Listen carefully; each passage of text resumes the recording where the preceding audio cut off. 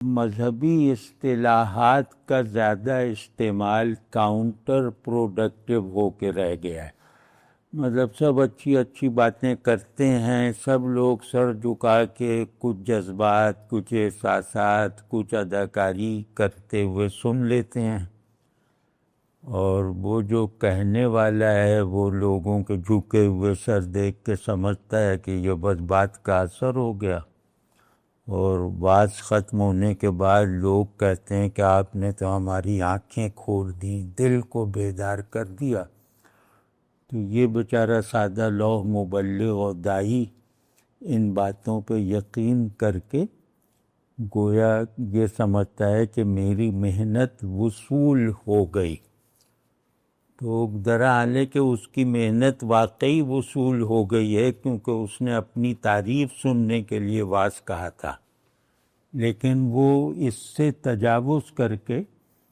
گویا اب یہ خود کو دوسری مجلس میں یہ کہنے کا گویا مستحق سمجھ لیتا ہے کہ فلاں مجلس میں لوگوں نے میری دعوت کو دل سے قبول کیا اور ان کی زندگیاں بدل گئیں۔ تو اب ہمارے واعظوں اور داعیوں کی اکثریت کے پاس اس طرح کے فخر و مباحات کے علاوہ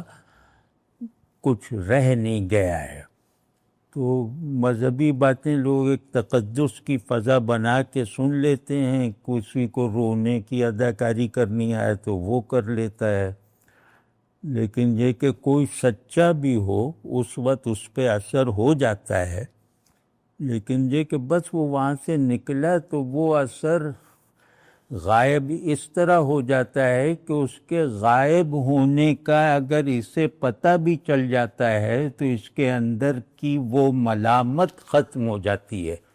جو آدمی کو اپنی اصلاح کی طرف اکساتی رہتی ہے۔ وہ گویا اس نے آپ کے بیان کا اثر قبول کر کے کچھ جھٹکے اسے لگے، کچھ اس کی آنکھیں نم ہو گئیں، تو وہ یہ سمجھا کہ بس اچھائی سے اتنا متاثر ہو جانا بھی ٹھیک ہے، یعنی 15 منٹ کے لیے بھی خیر کے، نیکی کے، پاکیزگی کے احساسات اور ان تصورات کی طرف کشش مجھے محسوس ہو گئی۔ آپ سمجھ گئے نا کہ مذہبی اصطلاحیں اب ایک عجیب طرح کا تقدس اور تصنع، یعنی جہاں زیادہ تقدس کی فضا بن جائے وہاں تصنع غالب آ کر رہتا ہے۔